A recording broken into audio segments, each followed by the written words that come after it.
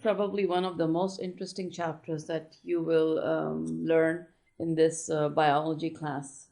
And it amazes me every time I try to explain this to the students that if you look at all the different species of organisms that have been discovered and named, and there are almost 1.5 million of those, this number is very small compared to the species on Earth. It really represents a small fraction of the total number of species that have ever lived. Yet each species differs from another by a sequence of a nucleotide base that is within the DNA.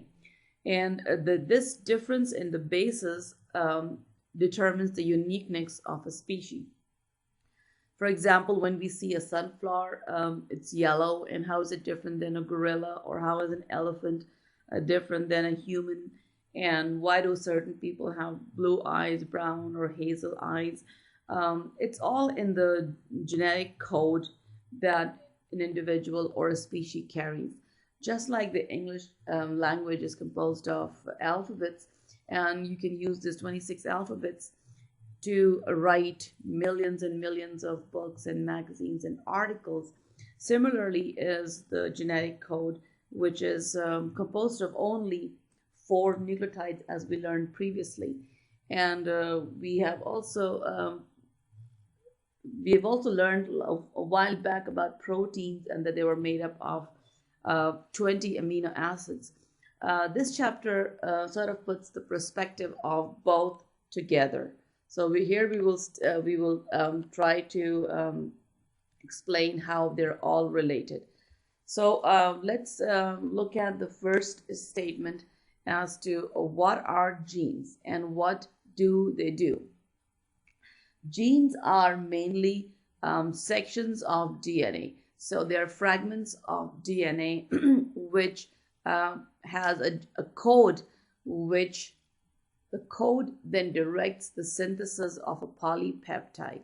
So the polypeptide, excuse me, is a protein.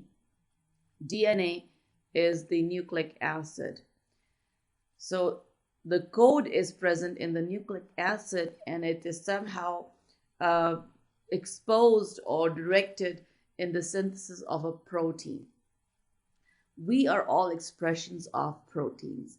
Physically, how we appear, how the structure of all organs are, even the way the reactions are catalyzed in our cells are all controlled by proteins. So the proteins are essential for survival. How do these proteins actually form? The proteins are formed by linking of many amino acids, and here's a list of 2 different proteins, HbA and HbS, and you can see that they're shown different sections of amino acids. Valine is linked to histidine, which is linked to leucine, and threonine and proline. And then over here you notice on amino acid 6, in one chain has glutamate and the second chain has valine. This may seem like a very insignificant difference to you, but this one amino acid chain will result in sickle cell red blood cells. So HbS is actually the hemoglobin that's present in sickle cell, and A is the one that's present in the normal cells. So one minor amino acid difference results in a genetic disorder. So these are previously when we studied genetics, we talked about genotype, and genotype was the trait or was the carrier. At that time, Mendel did not know that the genotype is actually composed of nucleic acids and the sequences. These genotype, which is the sequence of the DNA, expresses in a phenotype, which is the appearance. So the appearance of these would be a normal hemoglobin, and the appearance of this particular end would be, let's get rid of this little pen, this would be the sickle cell. Now over here I want to show you a little bit. Over here you can see the structure of the 2 amino acids that are shown over here, and the structure of let's actually go back. The structure of, I need to go back from the previous.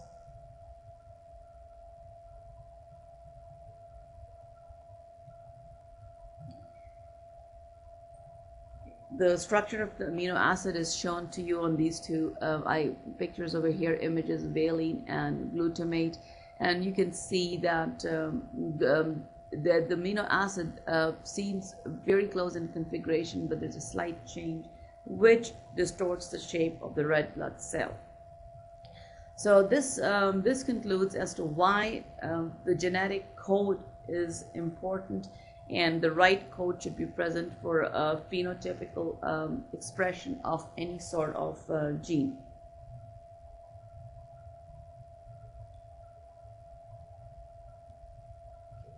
So if you look at the big picture, the process of expression from DNA to the protein is called as central dogma. Why is it the central dogma? Because it's the most important process that's going on. It explains all the processes that are needed for the manufacture of this polypeptide or the protein manufacture.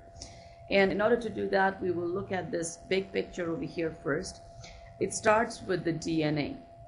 The process of central dogma is going to be divided in two parts. The first part is called as transcription. In transcription, the DNA transcribes the code to the formation of another nucleotide, which is called as the mRNA. The M stands for the word messenger ribonucleic acid. In the second part of this process, the mRNA then translates its code to the formation of the polypeptide chain, which folds into a protein. So the process of forming the protein is not a one-step process. First, you have to get the code from the DNA. Recall, in eukaryotic cell, the DNA is present in the nucleus. In the prokaryotic cell, the DNA is present in the nucleoid region within the, so this is the prokaryotic cell, and this is for the eukaryotic cell. The first segment, which is transcription, is going to take place within the nucleoid region or the nucleus, depending on whether it's a prokaryotic or eukaryotic. However, the second section, which is called as translation, is always taking place in the cytoplasm of the cell, and actually it takes place within the ribosomes, and the ribosomes are present within the cytoplasm. So that's where it takes place. So two parts: transcription, translation. Most of the lecture is going to be focused on the eukaryotic process, but at places where there's a little difference, I will be mentioning how it differs from the prokaryotes. Now, we have learned the process of replication previously. Replication meant that the DNA makes copies of itself. So it replicates, it synthesizes, and makes copies of itself. That is replication. So replication is different process and results in a copy of DNA. Transcription is a process which results from the manufacture of mRNA, and translation is a process that results in the manufacture of protein. So make sure you distinguish the three different processes, the three different steps to this whole long picture.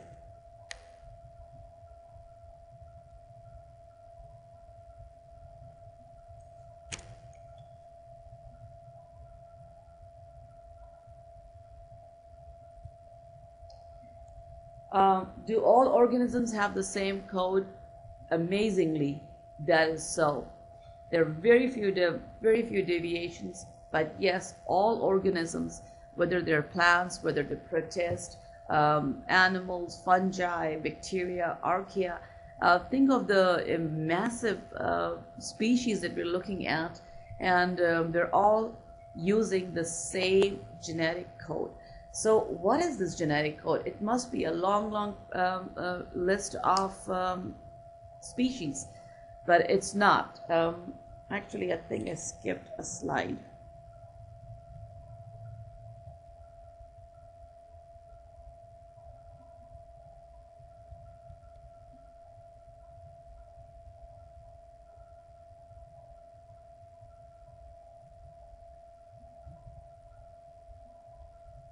Yep, I had skipped a slide. That's what I was wondering. How did I come that far quickly? So going back, we are back to slide 3. What types of, let me go back one more step so you can sort of remember where we were. This is where we were. So what is a central dogma? We said the central dogma was composed of the two processes, transcription and translation. And after, we use a new word, mRNA. So now we want to look at the differences of the nucleic acids. Recall we did do DNA and RNA earlier. Let's quickly review the differences between the two. DNA stands for deoxyribonucleic acid. The sugar in the DNA is a 5-carbon sugar, but it is a deoxyribose, which stands for one less oxygen. So the 5-carbon sugar has one less oxygen and carbon number 3, but you don't really have to remember that. RNA has a ribose sugar. Both are 5-carbon, but this is less one oxygen atom. The bases between the two are slightly different. In one of them, notice they both have adenine and guanine. They have cytosine, but there's a difference that uracil replaces thymine within the RNA. Uracil and thymine are both pyrimidine bases, but they differ slightly. So in places where DNA has thymine, there was a corresponding RNA, it will be replaced by uracil. The strands of DNA are usually double, and they have that helical structure. The strands of the RNA are single, and they are not helical structures. So these are the 4 main differences between DNA and RNA. You may as well remember that there will be a question on this part, the differences between DNA and RNA. Now, DNA is only of one kind. However, there are 3 different kinds of RNA. The tRNA stands for the word transfer, which means that it transfers some sort of molecule. rRNA stands for the word ribosomal, and these are present in the ribosomes along with certain proteins. And M stands for messenger. So there are 3 different kinds. You've got transfer RNA, ribosomal RNA, and the messenger RNA. So we have, this should be the word transfer. Okay, so we've got transfer RNA, ribosomal RNA, and messenger RNA. 3 different kinds of RNA. Here is the structure of an RNA depicted to you. Notice that the template, which is forming the base, is made up of the same sugar, phosphate, sugar, phosphate, sugar, phosphate unit. The nucleotides are sticking out, but these nucleotides are not paired up with another nucleotide to form the double helical structure. And notice we've got cytosine, adenine, and uracil in place of thymine. So it's only one nucleotide length over here that we can see. Now, is the genetic code all the same? The answer to that is the genetic code is actually, it took a long study to figure out how, what is the genetic code? Because there are, if you recall, we saw that there were 4 bases. We have 4 bases, and there were 20 amino acids. So the scientists were wondering how is this linked? How are the 4 bases coding for 20 amino acids? So they said if there was just one base coding for one amino acid, you could only get 4 amino acids that can be coded. Then the second choice was, how about if the base was a duplicate, which means that A to T or G to C, so you have 2 kinds of combination with 4 bases, and that results in 16 possible combinations. That still leaves 4 amino acids, so they were not coded. The next trial was to see if the base was a triplet, which means 3 amino acids, a combination of 3 amino acids with the 4 bases. And that surprisingly results in 64 combination, which is a lot more than the 20 amino acids. Over the years, this was the accepted possibility, because it also explained that the code is redundant, which means that the code is repeated. For example, if you, I want you to look at this this chart over here.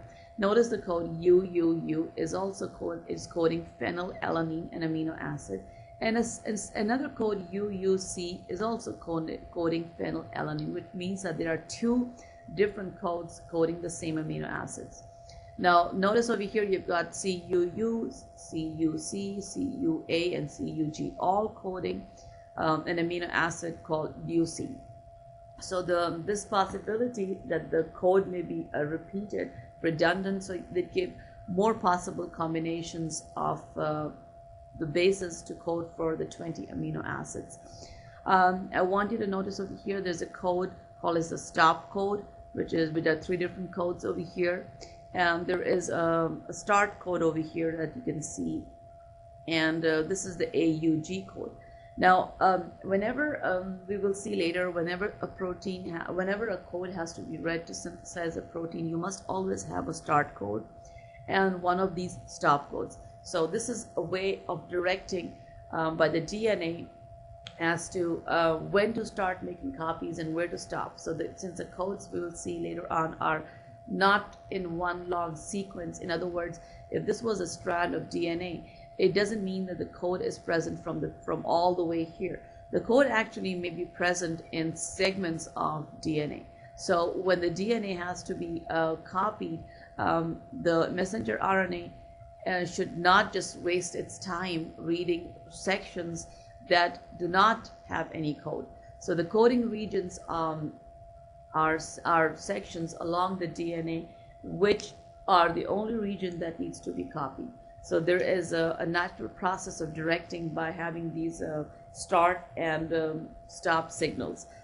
This code that we just talked about is universal, which means that yes, all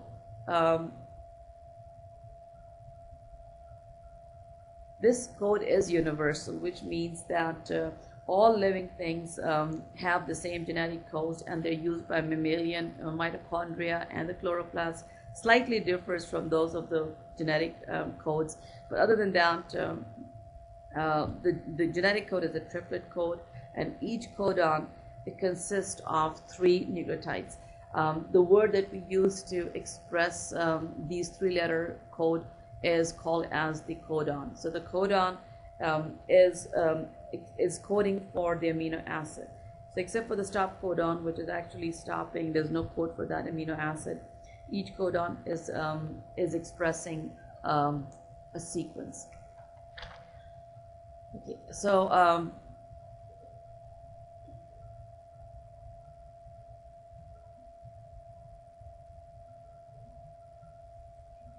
now let's go on with a little bit more depth as to why do we need to have such a complicated process. Why not just DNA was used to make a copy of its own? You know, just the cell has DNA. Why doesn't the DNA just directs the making of a protein? And why do we have to have these 2 steps? Why do we have to have transcription and then translation? The answer to that is a recipe book. Now imagine if you owned your grandmother's very special recipe book, or you have your own recipe book, and somebody in the class, or some of your acquaintances, or even your close friends asked you to give you a recipe. I personally would not give my own recipe book away. I'd be a little skeptical of doing that. Same thing is with DNA. DNA has all the codes, but it has the master copy within it. It cannot afford to give its copy to continuously to different enzymes and RNAs to go and make proteins, because it may lose so. So what it does is it undergoes a process which is the transcription, and in the transcription process all it is doing is making a copy of the code. So it's making a copy of the code, and this copy is then later on taken by the messenger RNA to the ribosome, where it is actually directed. So the process of translation is actually direction of or following this recipe. So we have 2 different parts. DNA is the double helix. The double helix will have to somehow pass this message to formation of a new nucleotide, which is the messenger RNA. So how this all happens, we will study in the after this little segment is over, and we'll go to the second part. But keep in mind, we are looking at all the key players in this process. The DNA double helix must form the messenger RNA, and this messenger RNA is carrying the codon. We call the code within the DNA. We call the codon, which is the opposite, a complementary copy of the code. Now recall, let's look at these images. We have GCC, which is the code that's on the DNA. The RNA will form 3 segments of this. Actually, it will form a codon, which will be the copy of these complementary copies. So we have C, G, G. Then notice over here, instead of having the thymine, which was the complementary copy, mRNA replaces that by UAC. And then you have another T that has been replaced by U. So that these are the mRNA segments that have been copied from the DNA.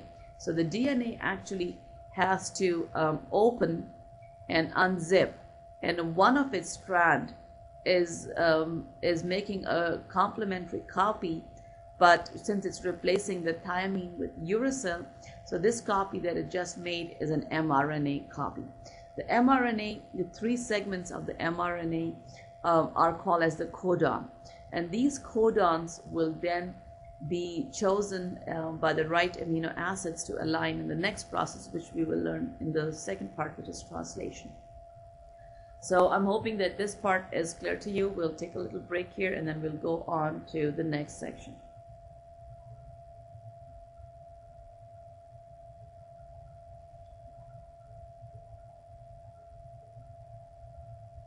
Now we will look in this